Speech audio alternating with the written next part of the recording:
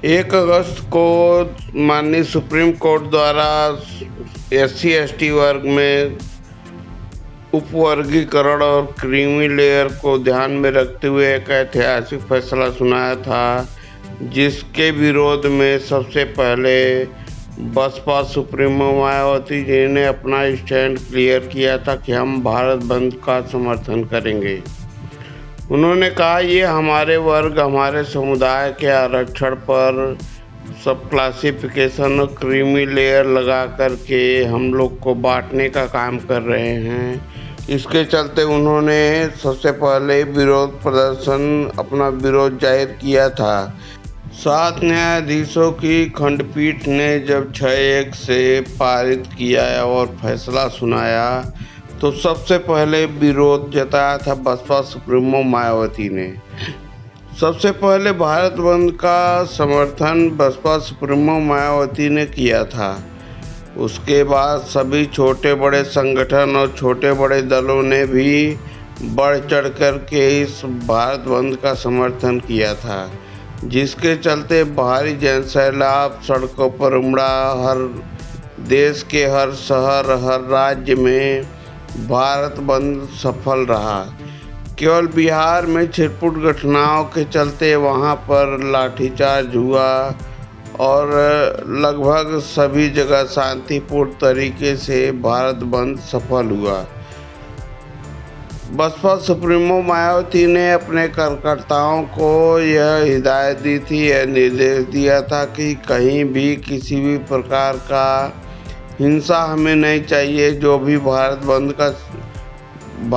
में हमारे कार्यकर्ता, हमारे समर्थक, हमारे समुदाय के जो लोग सम्मिलित होंगे, वो शांतिपूर्ण तरीके से अपना ज्ञापन सौंपेंगे और अपने अपने क्षेत्र में शांतिपूर्ण तरीके से आंदोलन को आगे बढ़ाएंगे और यह भारत बंद को सफल बनाएंगे।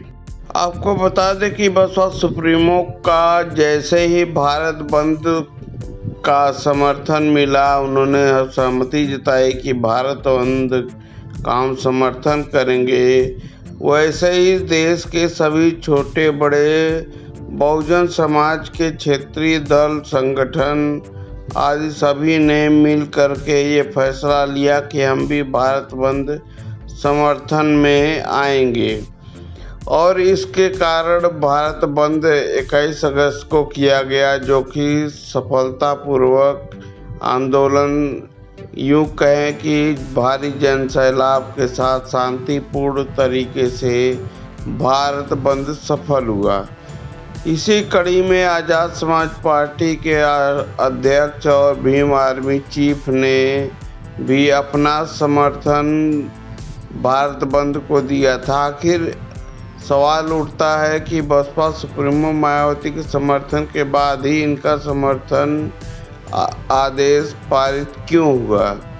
क्या ये बहती गंगा में हाथ धोना चाहते थे? बहुजन समाज पार्टी के समर्थन के बाद ही इनका समर्थन क्यों आया? इसके पहले ये कहाँ थे?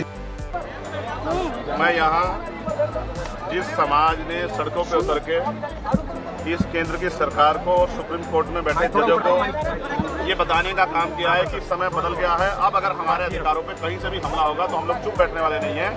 उसी भारत बंद के दौरान प्रेस मीडिया से वार्ता करते हुए इन्होंने कहा कि मेरी और मेरी पार्टी के कार्यकर्ताओं द्वारा ये भारत बंद समर्थित किया गया है। जैसे लग रहा है केवल इन्हीं की पार्टी के लोग पार्टी का इस भारत बंद का समर्थन कर रहे हैं और इन्होंने पूरा क्रेडिट अपने ऊपर लेने की कोशिश की। ये सुनते हैं क्या कहा पहले इन्होंने।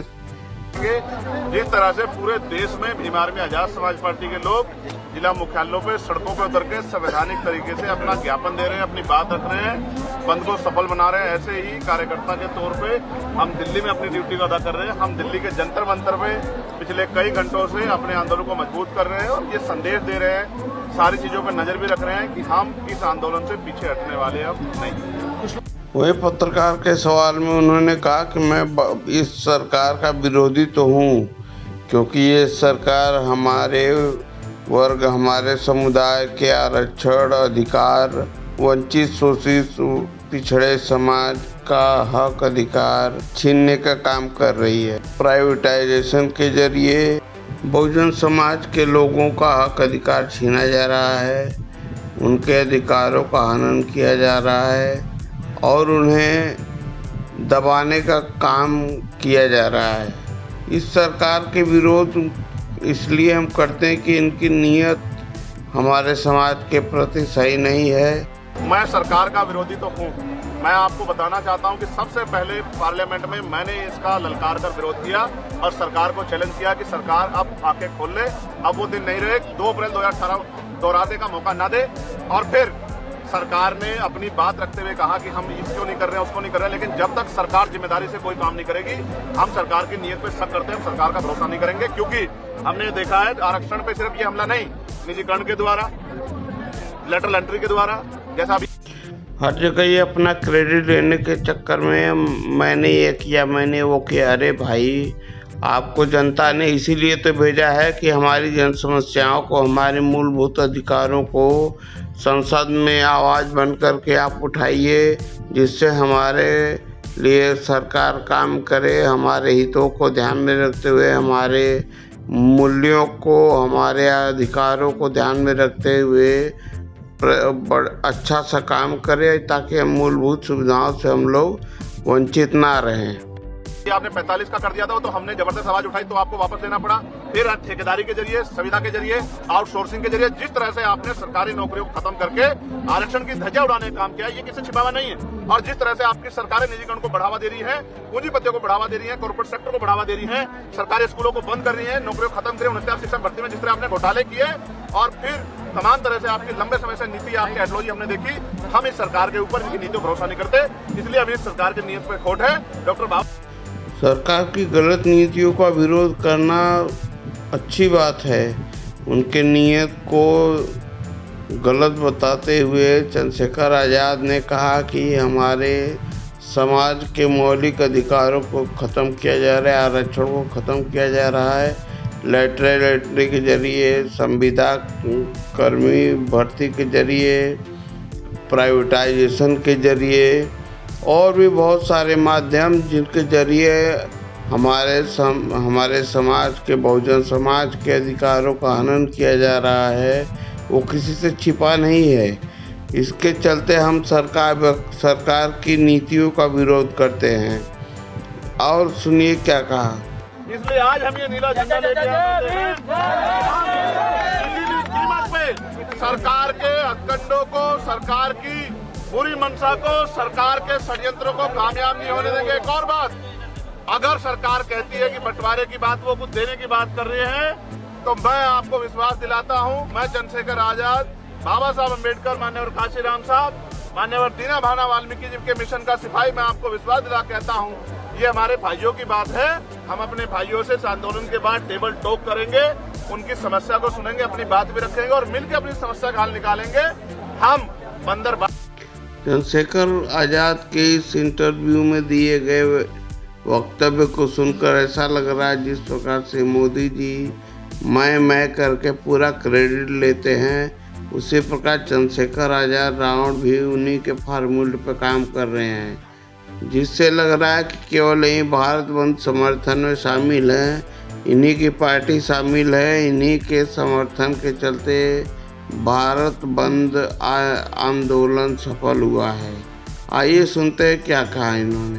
जब 10% आर्थिक आधार पर आरक्षण आप सामान्य जाति के बच्चों को दे सकते हैं, सामान्य जातियों को दे सकते हैं, तो 10% आरक्षण आप अति पिछड़ी और अति दलित जातियों को क्यों नहीं दे सकते?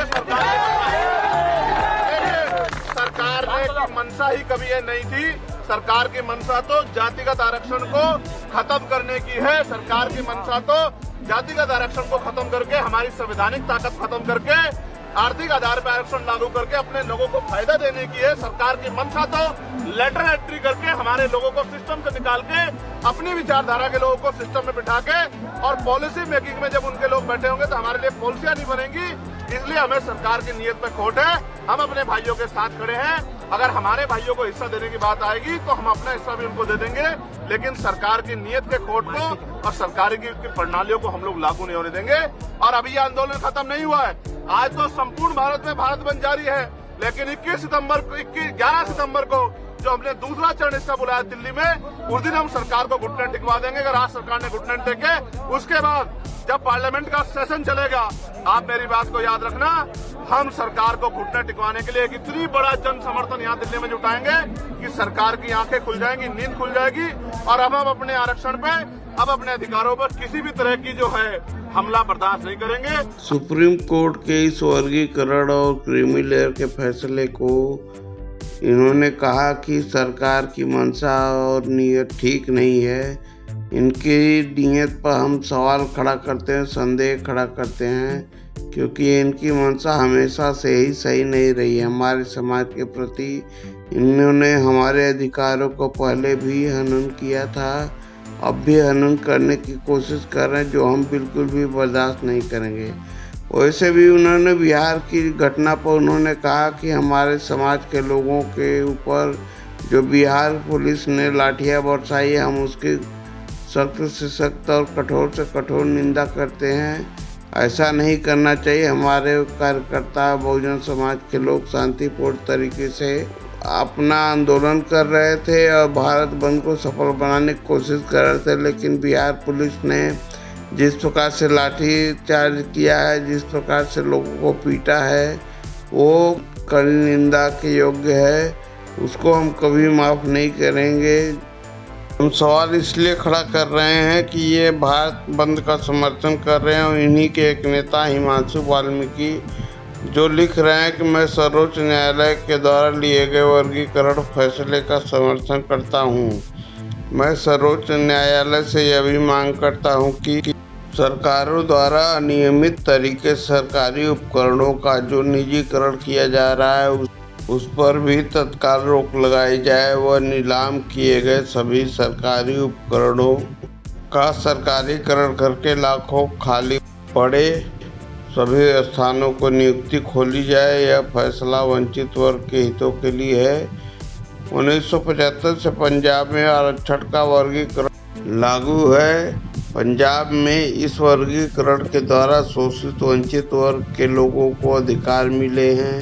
बड़ी संख्या में अधिकारी कर्मचारी वर्ग में हिस्सेदारी भागीदारी सुनिश्चित हुई है। बाबा साहब डॉक्टर भीमराव अम्बेडकर भी यही चाहते थे। हजारों वर्षों से जाति के आधार पर अछूत घोषित किए गए अंतिम पायदान पर खड़े व्यक्ति को उसके संवैधानिक अधिकार मिले। हमारे सभी महापुरुषों ने हजारों वर्षों से अंतिम पायदान पर खड़े जाति के आधार पर गिराए गए लोगों के उत्थान की बात कही है। वहीं भारत बंद आंदोलन के दौरान आजाद समाज पार्टी के राष्ट्रीय अध्यक्ष नगीना सांसद रावण ने कहा था कि बहन जी हमारी आदर्श नेता हैं, महापुरुष हैं। हाँ, एक तरफ आजाद समाज पार्टी के राष्ट्रीय अध्यक्ष चंद्रशेखर बहन जी को अपना आदर्श मानते हैं, दूसरी तरफ उन्हीं का कार्यकर्ता बहन जी को बी ग्रेड नेता बताते हुए क्या लिखता है, देखिए। बहन जी अपने एक्स अकाउंट को किसी पढ़े लिखे व्यक्ति को सौंप दो, वरना मीडिया की डेडलाइन से भी बीएसपी गायब हो जाएगी। लगता है जैसे किसी बी ग्रेड पार्टी के नेताओं की भाषा शैली है। बहन जी को ऐसे लोगों से सावधान रहना चाहिए। आप लोग की इस खबर के बारे में क्या प्रतिक्रिया है? आप अपनी प्रतिक्रिया जरूर दें। तब तक के लिए नमस्कार।